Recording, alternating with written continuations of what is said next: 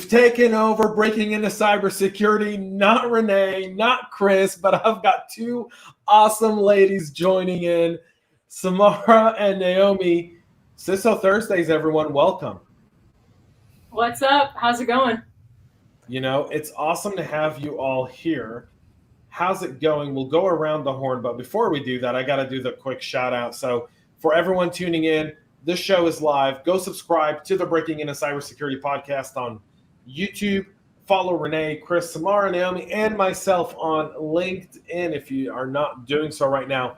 Comment, let us know where you're from, where you're watching from as we get going. But we'll start off. So around the horn this time, we got to go this way to Samara, and then we'll go to Naomi. All right. Well, Samara Williams, Manager of Threat Operations. I'm just here to have fun today and talk about breaking into cybersecurity. That's what we're doing, right? All right, let's go. That's what we do on CISO Thursdays. Let's do it. And I'm Naomi. I'm a Director of Information Security and IT at Beam Technologies. And we're here to help you break into cybersecurity. So thank you for joining us. James, I love the intro video. Yeah, it was good. Such great production value. Right? It's pretty cool. I wanted to surprise him a little bit. I sent it in our Signal group because the three of us got like a little Signal group. And I got 0 comments back from either one of them. I'm like, man, they hate it, but I'm going to play it anyways. There you go. But so, yeah, we're here. It's Thursday. It's before Labor Day weekend. You guys got any, and hang on. I'll just bring him in. The man, he's here. Ran straight in. I couldn't miss this. You missed the intro, though. You missed the whole video, brother. What can I say? I made it. I was loading very slowly. Well, welcome to the show. Let everyone know who you are, please. This is your show. I'm just taking over today. Well, thank you, guest hosts. Thank you, Samara, for joining us. Thank you, Naomi, for joining us. I am Chris Foulon, co-host of Breaking Into Cybersecurity and co-host of CISO Thursdays, along with the CISO up there, Mr. James Azar, and the VCISO over there, Miss Naomi Buckwalter.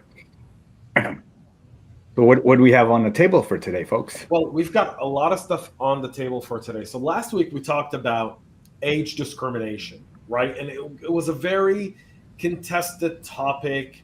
A lot of people were coming in with different examples of ageism in some way or another. But we want to talk about something a little bit more real today, right? And realer than ageism, yes, absolutely. Because there is the statistics said that almost over 92% of all CISO roles are held by males. Sounds about right. And I'm guessing the majority of them are going to end up being white males as well to further worsen the situation. Well, I don't know if you make a situation. We want to go down one rabbit hole. Let's not go down 7 of them, right?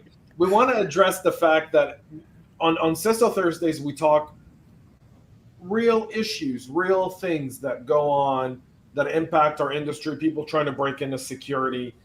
We see a bunch of different things where last week when we talked about ageism, where people who are going in a midlife career transition, kind of getting into security. And I want to open this up because I was lucky. I've had Samara on my podcast, and I want her to just briefly share how you got started in security. Mm-hmm. So people have that, because everyone knows everyone else's stories, but they don't know yours. Yeah, I'll try to make it as brief as possible since you threw that in there. It was nice. Well, so I originally started in tech, right? And I was going to school and working at the same time. I actually worked for Accenture Federal Services, working with like database admins and devs to improve the databases. And then I got my Security Plus, so that helped some. But honestly, I just, I sort of threw caution to the wind and started applying like everywhere, even in different states. And I got 2 opportunities. One was to work for a firewall company in San Antonio, Texas, which is where I was. And then the other was to come up to Columbus, Ohio, which is where I am currently, and basically be a part of a program where I rotate through 7 different companies in their cybersecurity programs and work in different areas of cybersecurity at each one. So DLP, incident response, threat intelligence. So I got, in that 2-year program, I got a lot of experience with different tools and concepts and methodologies and people, right, in cybersecurity, all different kinds of people in different industries. And I noticed that what I could take advantage of was the close-knit community in Columbus. So because I had that sort of unique advantage of CISOs and CIOs being aware of this glorified internship, I went and I met with some. And that kind of spawned off of more connections because CISOs introduced me to other people, and it just started, building the web from there. Nice. That's awesome. Welcome to the show. Is my sound better now, gentlemen? Yes. It's fine, yeah.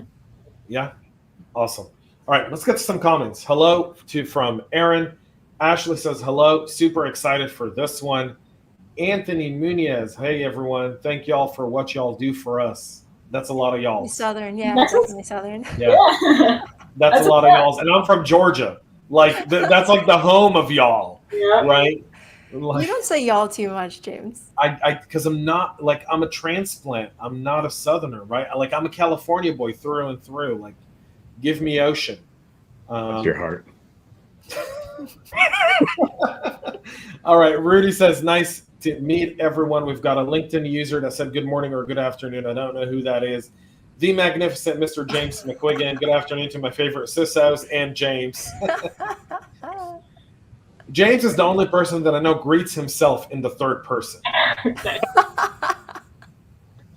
Hello to Zam. Good afternoon to Josh. And Mukund says, hey, Zoe's with us. Hey, Zoe. So is Mr. Paul Cumming. Team awesome. Love from beautiful Jacksonville, Florida.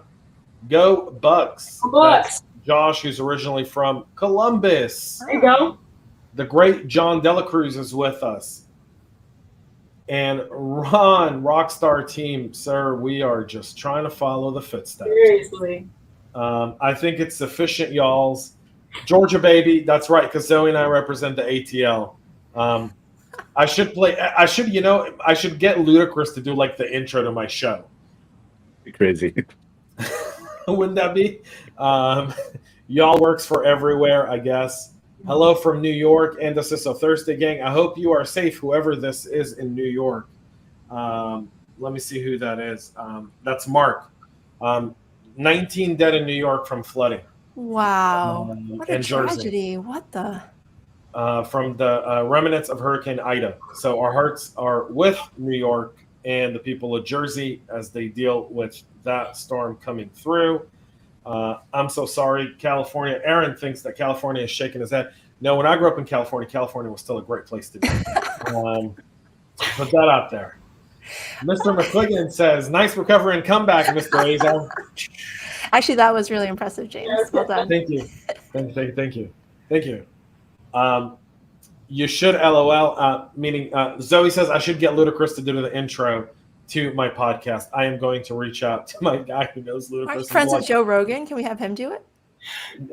Joe's got COVID right now, and the internet's really mad at Joe. Yeah, they are. Yes, they are. Yeah, the internet's mad at Joe today. He could still do a voiceover for us. We like him. Come on. Yeah, we do. But it'd be so much cooler if we get like Luda to do it to like the Welcome to Atlanta beat. Like just right there. So I'm from PA. There's crazy flooding in PA as well.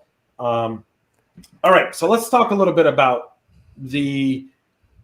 where we're at in terms of the disparity in leadership. Because I think we can all count on our hands how many female CISOs exist in the marketplace today. Last week we talked about ageism. We're not taking if you guys want like fun topics, I suggest you tune somewhere else. We're gonna have hard conversations. I know at least 5 of them. 5, right? Yes. I know Samara's big chief, Lori, is one. Naomi's another. Mm-hmm. Right, we've got Olivia at Amplitude. I'm trying to think. We've got Meredith over at Ellie Mae. We have Helen Patton. We have Patton's no longer a CISO. She's a CISO advisor. She's at a vendor side. She left Ohio. The Ohio State. You heard me say Ohio. I'd like be completely opposite. Like, should never answer an email again. The Ohio State University. She's now at a vendor. She's no longer leading a program. I'll take that away from her. Come on. You have Kristen that is currently at Florida Crystals. Yeah. You've got Kristen, and then you've got Margarita over at the Home Builders. I forgot the name of the company. You also have Kristen Davies at Esther Lauder Companies. There's But the fact that we're struggling to come up with names is a pretty telling sign. Monica Verma, yeah, she's yeah, great. yeah. She's from my Monica's area. absolutely awesome. But think of that, like we can't even name 10 of them. I bet you I can go to anyone and say, give me the top Delta. 10 picks in the drafts. The CISO at Delta. Deborah Wheeler. Yes. And also the CISO at United is also a woman. Airlines have, it seems to be, it might be industry trend. I mean, I don't know. I mean, I will say for the position that I currently have, there were like 70 something applicants, and I was able to see all the people who replied, and I think there was like me plus 2 other women in the whole list. Everyone else was a man, and I was just like, wow.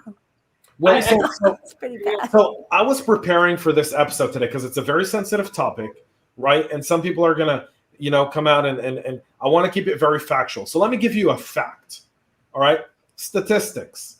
This was done by HR. Not ZipRecruiter.com. They released statistics, and they said for every C-level role, not just CISO, every C-level role, 90% of applicants are all male. Only 10% are women. But of the 90% of men who apply, only 25% are qualified for the job. Meaning they've got all the requirements that are required for the job. All the rest don't. They just simply apply. Meanwhile, the women who apply are either qualified or overqualified for it. But many women don't apply for the jobs because they're afraid they don't really qualify for the role because they don't meet one requirement in a list of 7. Let that sink in. Why? Apply like you're a 4-year-old in a Batman costume, right? I mean, like that's what we have personally. I mean, I see it all the time. If we want to just talk about tech, I think we can't have this conversation without an honest look at why women just aren't interested in getting these kinds of roles. Like, just think about it. Like, why do some occupations have more females? Like, we don't talk about hiring more men in like childcare roles. I never hear that. And maybe I'm just not in that community, but like in our school system, like what? Oh, why are there so many more females than men? Like that's not a conversation, except when we flip it on its head and say, why are there more men than women in tech? Be like, well, have we ever talked about the reason why? Like maybe women just don't find it interesting, or probably more realistic, they do find it interesting, but there's so many barriers for them to stay there, be successful, enjoy their career. So we can have both of those conversations, but I don't hear that first part being discussed very much, which is like, is there a real interest, the same amount of interest between women and men in technology? I think it goes even further back, right? Because by the time you decide what you want for your career, you're already in high school, you're already picked out your college, but you've already been stigmatized that you either like tech or don't like tech by the time you're in elementary school or even middle school. So if you don't offer it as a non-gender biased type career opportunity at that young age, you form your bias already. How do we get that number from 90 and 10 to 70-30? I mean, I worked with an organization way back when, and we started to target 6th grade females and get them interested into technology. And I thought it was a really good time, especially because that's when you start thinking about like, oh, what do I want to be when you grow up and things like that. And it was like, we did a whole like preach. It was me. I did a preach on how you don't have to be a nurse or a doctor if you don't want to be, or not a doctor, that's not, but a nurse or a teacher, the ones that women are expected to do, right? Or a stay-at-home mom, right? If you don't want to do that, don't do that. But if you want to get into tech, get into tech. I have talked to people as well who aren't as fond of these industries because of some of the culture around it, being surrounded by men. And, you know, I'm not going to say men are gross, but, you know, some women think they are, right? I have a hard time understanding that because I've always been in male-dominated fields. So I was in personal training before I was in tech, and then I got into cybersecurity. So I'm just used to them, you know, and some people aren't. I don't know. Yeah, I'm a bit like the whole thing of like this macho ecosystem of men is very disturbing, right? And I say that as a man because one of the things I'm always critical of is how do we create an environment where it's not a boys club, right? Where you're inclusive of everyone in their own respective way. That kind of goes to what originally CISO Thursdays was born out of, the idea of diversity of thought, right? Where you want people who really do, you want people who you really see kind of outside of the purview of just something very, very specific, and that are really motivated to share ideas. And one of the challenges, I think, you know, you talked about sixth grade. I'll go beyond that. I think part of the challenge is it's culture. Think of like career day at school. How many moms go out there that are in tech and talk to kids about career day in school? Yeah, silence. I can't believe I'm keeping this panel silent. No, I mean, I went and I promoted that both boys and girls can do it to my son's kindergarten school. And it was actually the girls that had the most intellectual questions. I mean, granted, for like a kindergarten or first grade, like, but they were asking like the really interesting questions that even made me think like, okay, well, how do I break it down to them versus something I had already planned that they would ask? And the boys asked those like standard questions, like, how do you hack into something? Whereas the girls are like, well, how do we keep people safe? Or what do we do to protect ourselves? Like they were asking the good questions, and it's like, like, good. I love to see that coming from the younger generation, that it's not just seen as a boys club, at least at that age yet. I just haven't done it yet, but you bet my ass will be out there talking to them kids for sure. Yeah, we need to get out there a little bit more. I will say that Tiffany says right when it comes to that. Ashley also agrees. Not enough women go out to career day. And by the way, I'll tell you something very interesting. So my daughter turned 16 yesterday, and even in her school in career day, that always like send like, we'd love for your dads to come in. And this is kind of coming from teachers talking about, you know, have parents come in. And if you've ever gone to career day, you see more men than women there, right? And I think that's part of it is we've got to be able to talk about it from a very young age. I want to get to some comments so we can address them, and then we'll continue our discussion here. So there are a few women in leadership, but there's also fewer women in the industry. I found women who work hard tend to thrive in our industry. I disagree that there are fewer women in our industry. Samara, share with us how many women lead Cardinal Health, because like who runs the Cardinal Health as girls at this point? Yeah, so the women, there's tons, and we're actually, I think we're close to 50-50 in terms of leaders. Now the actual boots on the ground is much different, but and even Cardinal Health IT, the women in IT, it's massive. Plenty of women. We could do a lot more work in cyber, but let's see. There's Lori. My boss is also a woman. The deputy CISO is male, and then we've got a couple of director roles open as well. And I know they're looking for, you know, any and everyone. So I imagine some of those will be women. One of my former employers in the health space, it was the same mix. You had CISO, that was she was leading the group. Then you had the services organization led by another female. You had regional hospitals led by female representatives there, and you even like the informatics team, they were predominantly female. So maybe it's the field, right? You have more women that ended up in the healthcare field, figured out that they like tech, and then they came over, and then they tend to stay in that field. Maybe that could be something. I don't know. Yeah, I mean, I'm driven a lot by purpose.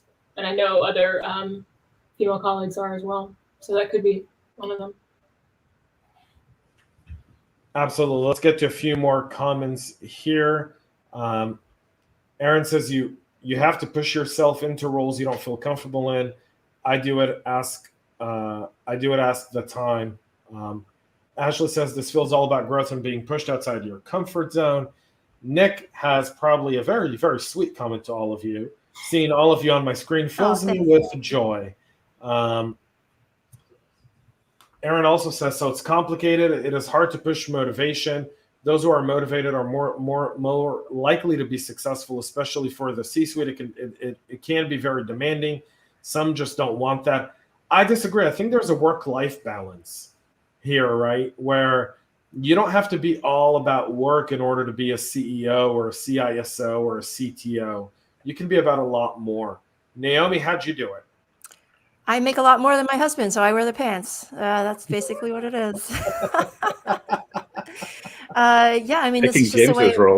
It's just the way it works in our house. I do a lot more work than my husband, and he's happy to do it. He does most of the childcare. It works out that way for us. But it took some time for us to get there. But we understand kind of like what we bring to the table. We're a team. And yeah, it just works. I'm sure it's the same for some of the other women in tech too. Yeah. Ashley says imposter syndrome is a real thing for all of us. One element that's helped me is to compare myself to you and try not to compare yourself to you and try not to get caught up by others' expectations. Matthew McConaughey, when he won his Oscar, he gave an unbelievable speech. I don't know if you guys seen it, but he said there's three things that keep him going. It's the people he looks up to, the people he wants to impress the most, and then the person he follows. And he goes, the person I follow is me in 10 years. So he goes, and I already know it's a lost battle because I'm always going to be behind myself from what I really am. But he goes, I'm not trying to follow anyone but myself 10 years from now. And I think that's super awesome. And this kind of brings me to where I want to transition just for a second here. Because one of the reasons I wanted to bring Samara on is because we all have a similar goal with this podcast, which is breaking into cyber. And one of the biggest things that we're noticing is that we got a lot of people who want to get into the industry. In fact, I think, Naomi, how many do you have in your in the cyber gatekeepers, gatebreakers? Sorry, gatekeepers. We had 800 signups for volunteers. Wow. Yeah. And Samara's got 200, right? So there's 1,000 people that are trying to break into security, and yet we can't get them past the hump. And that's why I wanted to talk a little bit about the disparity in leadership, because I think that the disparity in leadership is also in the hiring processes as well, right? If we look at the disparity of who applies for what, I wonder, and Naomi, this would be a really interesting survey. I wonder how many women don't apply for a role because of one requirement that they don't meet, and how many men actually apply for a role with one requirement they don't meet. I actually heard the magic number is 7. If there are 7 bullet points or fewer, you're going to have a 50-50 split between men and women applying for a job. The time it gets more than 7, so 8 or more, you're actually going to have like a really crazy skew. It's going to be like 80-20 or something, where it's men versus female or women. Sorry, you shouldn't use female. It's apparently an adjective. So men and women. So that's the thing. If you keep it to 7 or fewer, you're going to end up getting more women hires. But if you have 8 or more, it's the weirdest thing. I have seen the report on this. I didn't see the data underlying it, but I believe it. Anytime I look at a new job description, I take a look, and I usually just get tired after reading 10 of them. I'm like, oh, I don't know if I can do all those. Well, to me, the first so the first line is always the most dismissive line for a lot of people, right? Which is like a college degree required, like a bachelor's or equivalent. And most people can't really categorize equivalent. They don't know what equivalent is. And by the way, an ATS doesn't know what an equivalent is. An ATS only knows what a bachelor's is. Oh, the classic gatekeeping of the college degree. I can tell you, I have so many college degrees. I don't use any of them. The only reason why I went to college is so I can grow up. I was like an immature little brat. I was like such an introverted person. It was like crazy. When I went to college, completely transformed myself because I didn't want to stay that shy introverted person. I like took on a whole new like a persona almost, where now I could actually make friends and be okay with people. Like it was just a whole different me. And the reason why I could do that is because college gave me that opportunity. Did I go to college to learn? No. I already kind of knew stuff, but I don't think I learned anything in college. I think I learned how to study to pass a test. Yeah. And I learned computer engineering, which is not even close to what I'm doing now. So there you go. Monique says, my mentor told me to stop focusing on what I don't have in the job description and instead focus on the great skills that I do have. That is hard for me. And when I coach and mentor individuals, 60% of the requirements, if you have that, go ahead and apply.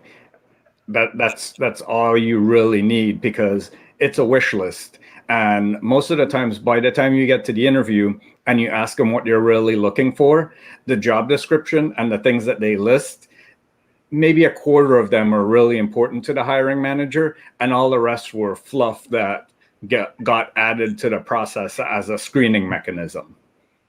Yeah. Do you all think that separating required qualifications versus preferred is helpful? Yes, because what I've seen, especially from women, is that if you have one long list of requirements, they want to do all of them. Right. So if you separate the required from the preferred, they could go, I have all the required, but I maybe don't have all the preferred. And I'm like, well, go for it. Now, if you say you don't have some of the required, I'm like, so where do you feel you fall short? And then you dig in a little more to see like if you're really missing the required.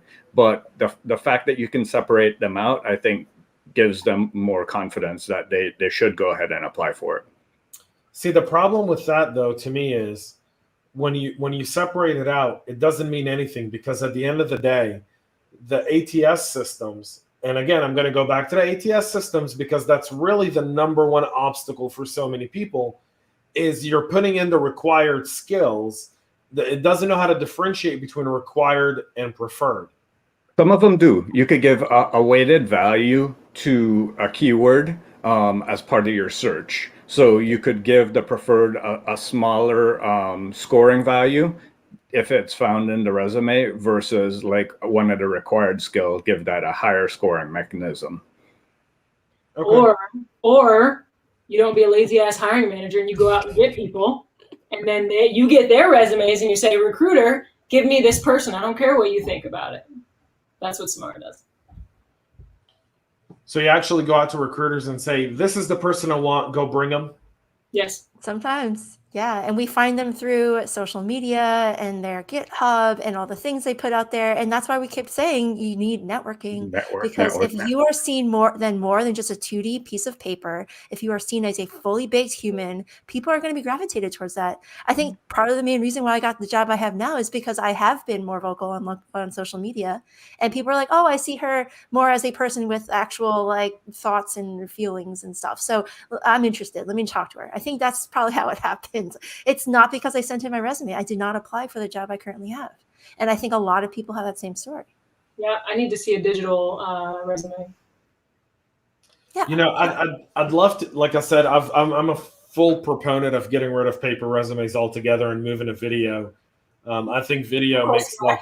There's problems with that too, though. Like there's Yes. problems with that too. Like people are just going to be biased no matter what. There's going to be unconscious bias. And if you do a video resume or whatever it is, people are going to be like, oh, that person's too old, or that person's got a weird accent, or they got a lisp or something, you know, like I can't see myself working with them. Right. Or you have people that are shy recording themselves, Yes, right? I'm comfortable yes. doing this, talking to people like on a podcast, but me recording myself for like a course or for a video, no, like I can't do that. Like I feel weird. Absolutely. So, let me push back against your unconscious bias here for just a moment. People can look at names, schools, companies you worked for. Yes. Go look up your social media. True. They can do all those things and decide beforehand. They can see your profile picture and say, all right, now not even hearing a word you said, right? Just looking at a piece of paper and looking at your Instagram page or your Twitter, garbage dump fire, or That's what mine is. your liberal arts degree, or any one of those, and deciding that they're going to let their bias play a role. If what we're trying to do is make it more accessible, give people more chances. And I promise you one thing: if you're trying to break into security, right, you're doing so much to focus on a piece of paper that maybe 7 times out of 10 doesn't even make it. Doesn't even make it to the hiring manager. But a video would. I don't know if I would spend my time watching video resumes. I don't know. I would rather talk to somebody, get to know them, and then give them part of my network, share my network with them. And I've made connections for people where they've landed jobs just because I got to know them. I don't have a position open for you now, but I do know somebody who does. Mm-hmm. And that's where hiring managers can help each other. It's like, if we are really serious about winning the war on cybercrime, we need more defenders. How do we get more defenders? We need to start sharing our network, making opportunities for people who don't have chances, and give them chances. Teach them how to be great security professionals. They don't just spring out of the ground like groundhogs. We need to train and mentor them, and then take them where they are. Like, they're awesome. They're all awesome. They're all awesome. Well, some of them kind of suck, but some of them are awesome. And then you take them and you grow them, and then that's what we need. We need that. I'm so frustrated. So here's a cool comment here, and this is by Nick. Is it really breaking in? Because it feels like a gentle glide through the networking river that eventually leads to the lake of employment. I like that. Yeah, not a gentle ride. Of the hurricane coming in. It's not a gentle ride, because, I mean, for a lot of folks, especially if you're not comfortable networking, if you don't know who to network, if you don't know what groups to reach out to, you don't know who to reach out to. If you reach out to the wrong people, you get the wrong advice, and you take that for granted. Like, I wouldn't say it's a gentle ride by any means. Like, even back in 2012, when I started going that route, I had a lot of people tell me, like, oh no, this is how you have to do it. And I'm like, no, I don't want to go that route. I don't want to do that. And I just kept going my way, because I didn't want to go down the technical route. I didn't want to be a firewall administrator. I didn't want to be stuck behind a SOC team being a log analysis person. Like, no. By the way, Chris wrote a book about breaking into cybersecurity. Yes, he did. Somebody commented on my LinkedIn post. I need to send that. I'm in here, James. James, I think you're in here too. James and me were referenced. I'm like, oh dang. Yeah, thanks for that. Yeah. Thank you for the reference, Mr. Yeah, Foulon. thanks for the reference. But Dr. Stephanie Carter says something very, very good here that people should take into account when doing your paper CV. Is, as part of your interview, either whether you're describing yourself or talking to what your weaknesses, strengths are, then use buzzwords that companies are getting into, such as diversity and inclusion. For example, my name is Stephanie Carter, and to be a change agent for diversity and inclusion, I seek to apply for more challenging roles. When you say those buzzwords, it makes hiring managers pay attention, especially if you fall into those diversity and inclusion groups. Yeah, that'll get you through the robots that are recruiters as well. Ooh, diversity.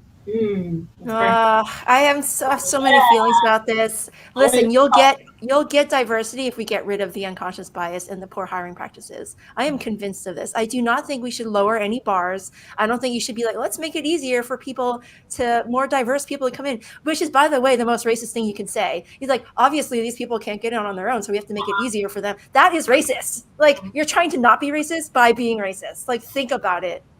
Ugh. You know what I tell other hiring managers that they're like, what is your advice when you're getting out there and recruiting people? I was like, how about you just get your head out of your ass and do something you haven't done before? Like, I hope that my peers appreciate me. I do, because I give it to them straight every single time. Or just ask a problem that you're facing, like, generally out to the community. And if you get a response from someone that is open to work, or not even necessarily flagging themselves as open to work, but you like the way they think, go get to know them. Mm-hmm. You'll probably work with them in sometime in the future. Yeah. See them as individuals, not as their skin color. Wow, what a thought! I don't know which Like, what LinkedIn is user that? this is, but this is Dima. She says, I wish I can just send in a resume that says, please check my LinkedIn profile for more information. No. I see too many LinkedIn profiles that are absolute garbage. All they list is the company that you work for. You don't put anything in there. You see that a lot with individuals that don't come from a tech and cyber field, say the military, say construction, say any field that isn't, but that might not be analytical. They just put the job description and their title. And if that's all you're presenting to the world, you're not marketing yourself for the role that you want to be. So, all right. Here's something about that though, is if people really did though build a good LinkedIn profile, why not do that? I mean, you could technically export your profile into PDF on LinkedIn. I mean, that's a lazy person CV, by the way. Yes. Just pay someone to build your LinkedIn profile, then just hit export to PDF and submit it. But last week we talked a little bit about cover letters, and I think that's let's talk a little bit more about that to a lot of people, because we often talk about CVs, but we kind of forget cover letters. Samara, Naomi, go ahead, Chris. Go ahead, please. I've never read a You've cover never read a cover letter? or maybe written 1 in 10. And usually if they require a cover letter, I second think if I want to work for that company. It fills in the gaps that can't be explained on your resume. You know, you got a career gap or whatever, like explain that. Be like, hey, you know, I took some time off to do something, take care of my kids, whatever it is. Like you can explain that. And by the way, while I was doing that, I was doing night school. I was reading books about cybersecurity. There's ways you can explain things on your resume that otherwise couldn't be explained. And a cover letter is the perfect way to do that. It doesn't have to go into crazy depth, but it shows your personality. It shows your ability to write, how to be funny. Like there's all these things you can do in your cover letter that you can't do in your resume. Yep. So I agree, but I also like, I've seen this a couple times and I've done it where on the application process, they do have an extra line. If you want to add anything else, upload this. So usually like a bio or like links to things that you've done, like that stuff is so useful. So it goes back to that digital resume, like put something out there so you can include that in your process because it differentiates you. Yeah, you want to be seen as a fully baked human, not just a 2D piece of paper. Oh, yeah. So we live in a digital world that's run by social media platforms and online identities, and yet the hiring process still seems as inundated as it was during World War II, right? If we go back 75 years, you still create a piece of paper. You still, you know, back then people would like go to the business and actually fill out it. How many of us got a job? All right, so we're going to age ourselves. How many had to physically go apply for your first job? Like you had to go in, resume? grab a clipboard, go sit in the corner, fill it out, pretend to like the person who handed you the clipboard, right? And submit it and be like, when's someone going to call me back? All right, thank you. And dress all nice to apply. Today you can apply for a video job store, literally in your underwear, sitting at home, smoking a joint, drinking some bourbon. That's how some people apply for jobs today. Sure. So why is the process still World War II inundated when we should digitize it? We need to flip hiring all on its head. Like get rid of resumes, get rid of interviews, like do project-based everything. Be like, show me you can do this and explain it to me. Like those are the two things. Like, can you do the job? Are you competent? And are you kind of a nice person to work with? Like that's it. You don't I would challenge your project-based one. Why? Go ahead. So if you're an individual working 2 or 3 jobs just to satisfy your company, and then to get a new job, you have to work on a 10 or 20-hour project just to get an interview, and then you get nothing back from that, like from that company, it's essentially like you're getting free work from those that apply. And I don't agree with that. Bill, we can be careful with the projects. Don't make it 20 hours long. Make it 20 minutes long. You know, and then if they pass hang on, but that's not a project. That's a quiz then. Okay, a quiz. but depends on the role, right? If you're trying to hire someone who's just trying to break into the industry, then maybe you do a capture the flag, or maybe you run some sort of virtualized training where you bring, like, remember those weird group interviews where they stick 60 people in a room, and you've got the loud person, you've got the quiet person, you've got the person who's like making fun of the whole process because really they're just Just making fun of you now, James. Right, like I'm describing our whole group now. But why haven't we taken that maybe and made it into more of a, I've got an open SOC analyst position, I'm doing a capture the flag, all these different people apply, right? Doesn't matter, get in, do the work, and then we're going to take maybe the top 10 and take them through another set of, skill testing, and then we'll do actual interviews with the hiring managers. I love that idea. That's perfect. Or we can do an entire talent show. Ooh. How about that?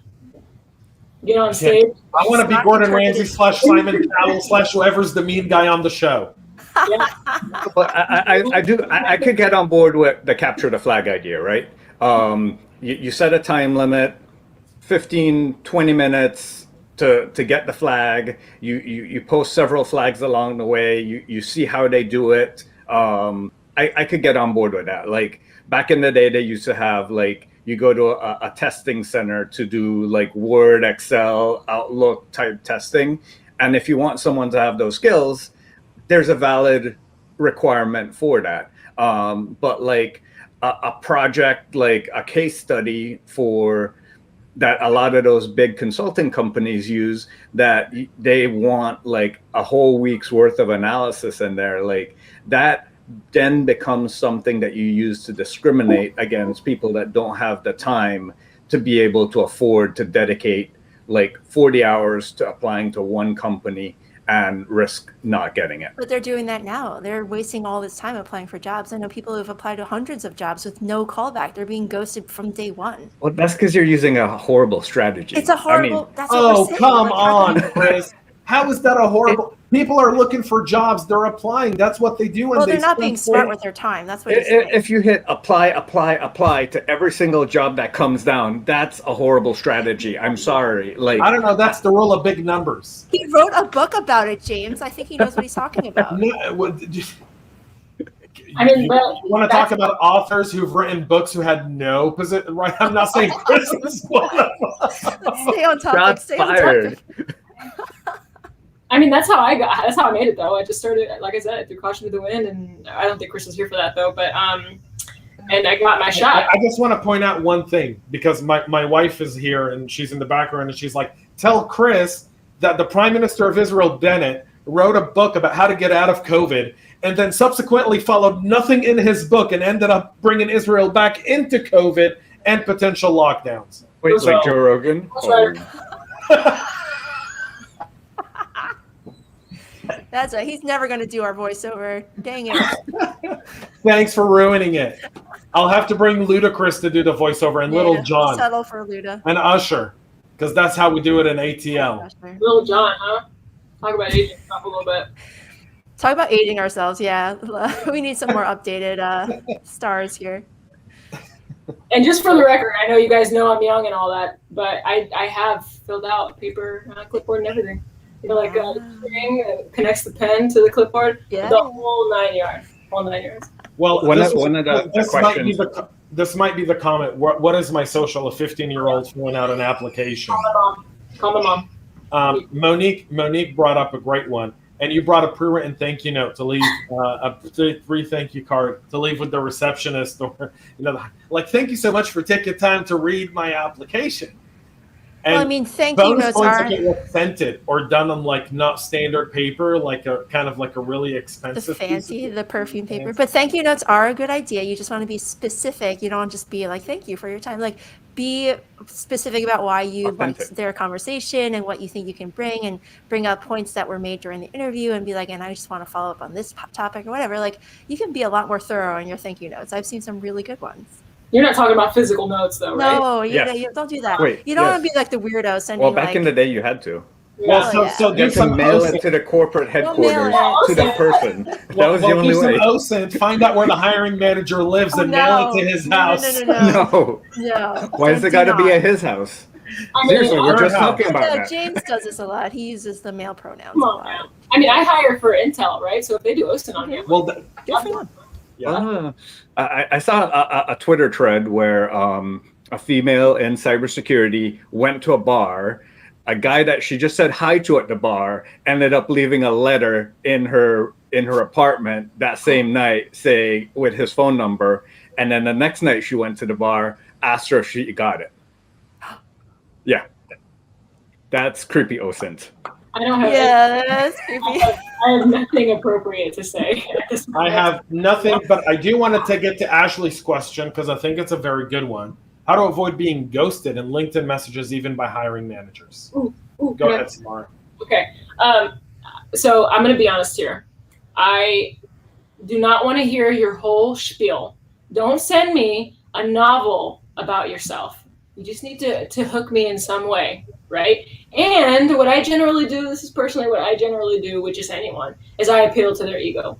People love talking about themselves. I love talking about myself. Hit me up. Oh, I'd love to know a little bit more about your journey. And then, do that gentle glide, whoever said that gentle glide, they'd slide and, to talk about the role that you might have open or future roles. I love that. Yeah. One hook that's been getting me really interested lately are video messages on LinkedIn. I've responded every single time someone sent me a video message or even an audio message. I find them so novel and so cool that I'm like, you spent 15 seconds of your life to send me a video. I am going to reply to you. And that's what I do.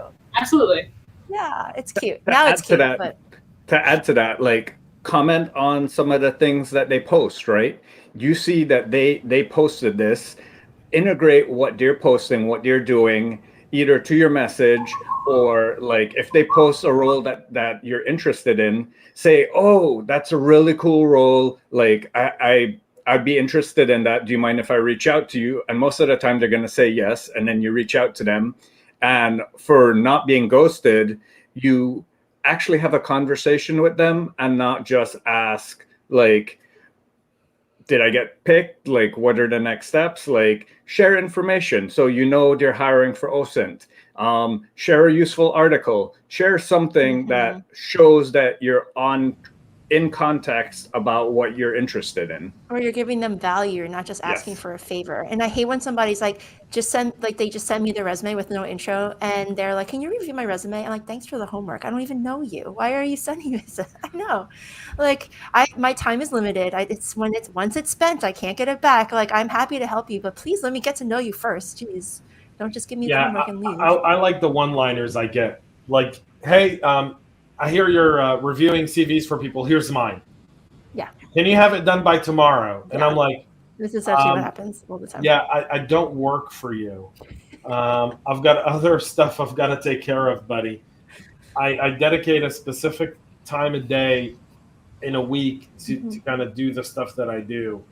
And so, definitely don't do that. There's also the LinkedIn automated feature that, oh, you work at company. And the one I love the most is, hey, I saw you work at Confidential and I just applied for a role. I get that all the time. I work at Confidential, and you thought Confidential was a real company? Or did you have a specific other company in mind that you thought I worked for? I'm just curious. I love when people look at Confidential's website and realize that Confidential's website talks about the company really wanting, outsource software development because, it's really important. And I'm like, you got all of that from, sometimes you got to have fun.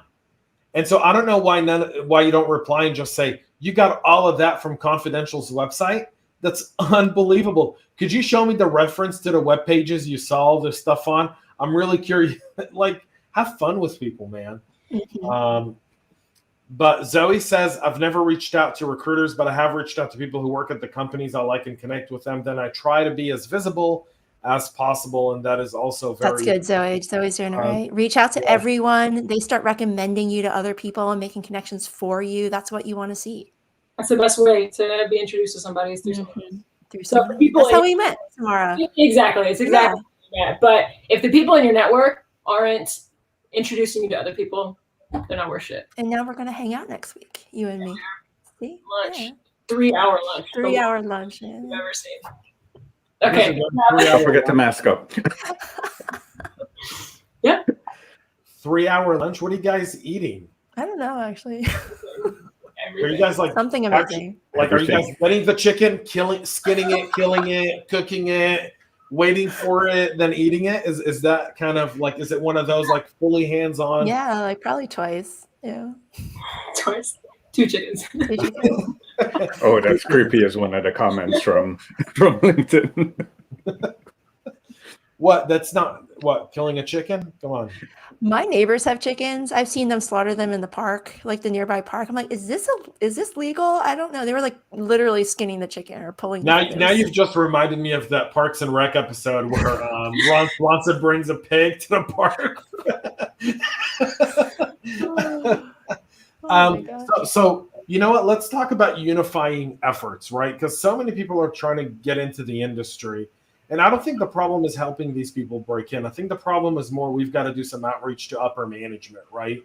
And get upper management to really get those risks. What are some of our best practices maybe as a group, and maybe how others here who have influence on upper management can do to really get some of these people at least through an interview so that they kind of get those no's out of the way so they can get a yes?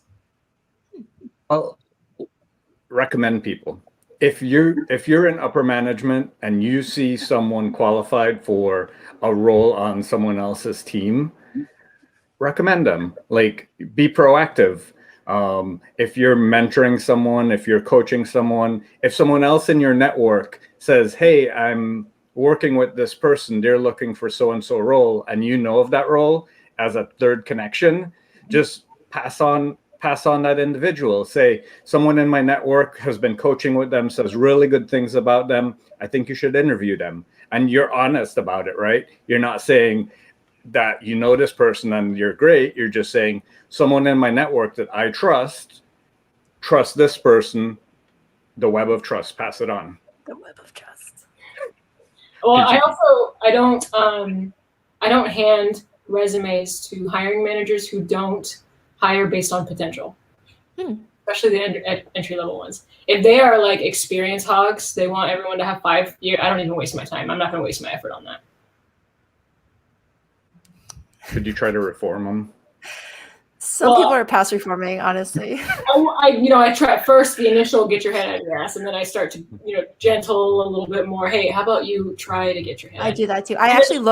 I look at the job description before I pass it on to anyone, and then I try to change the mind of the hiring manager if I see a lot of gatekeeping going on. I'm like, have you considered having, like, one person just emailed me a JD for a SOC analyst, and it required like 6 years of a SIM experience and log analysis and stuff. I'm like, have you considered less years of experience, because you can learn this? And I was trying my little tricks to like break down the gates, and he was like, yeah, I think I could make it down to 2 years. I was like, good for you. See, like, that's not bad. Okay.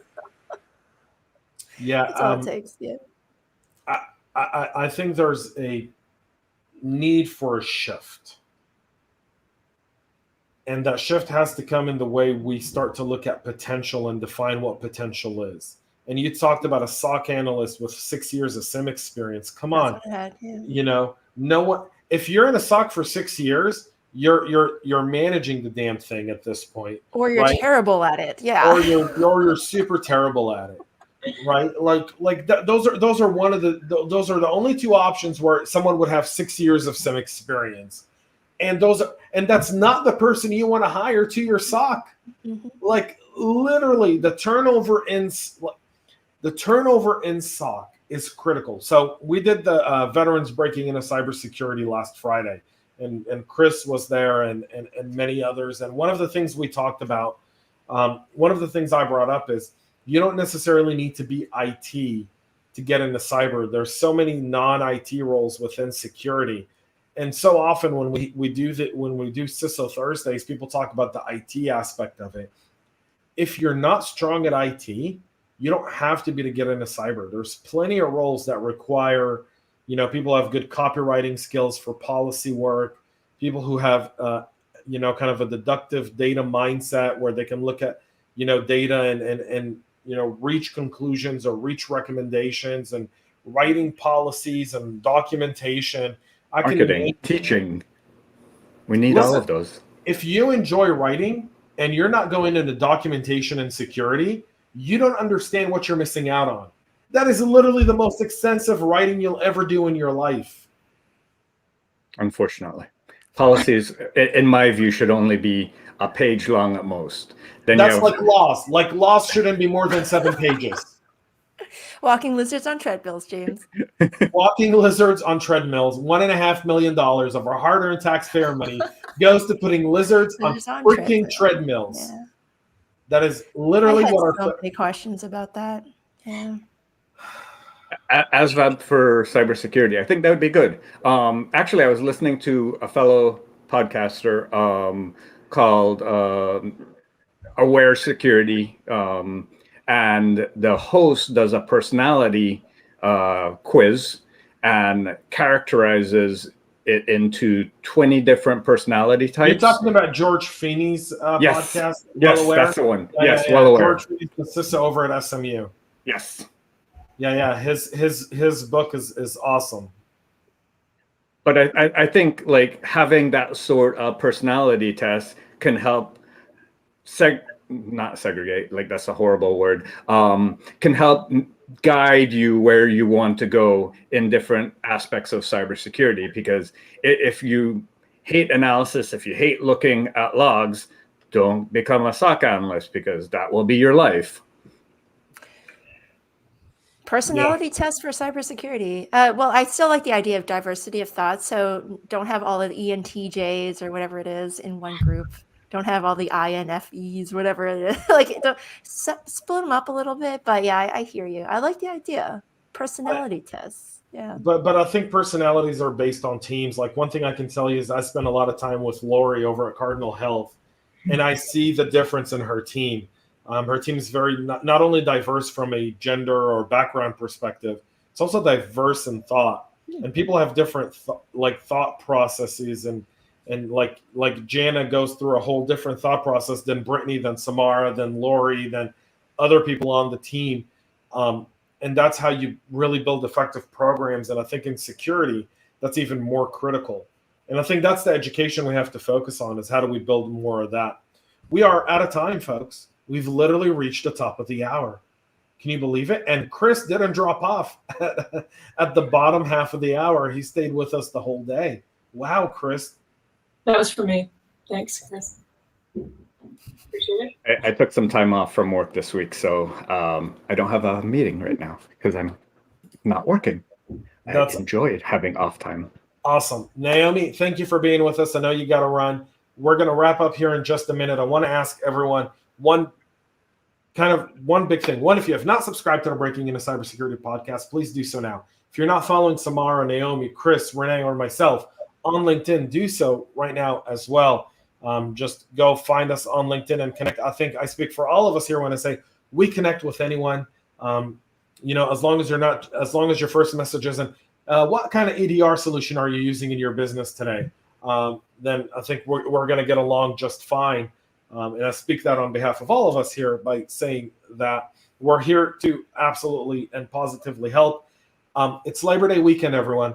Go enjoy your weekend. Disconnect, really kind of disconnect a little bit from burnout and from the job search, and refresh and come back for everyone.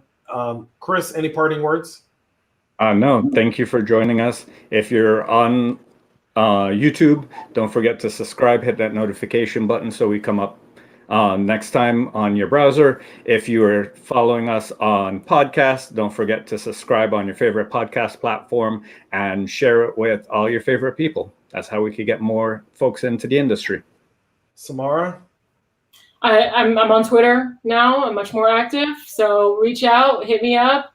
Oh, come on. Twitter's awesome. You should see the stuff I post on there. It's a good day. But yeah, and also don't make life harder than it needs to be.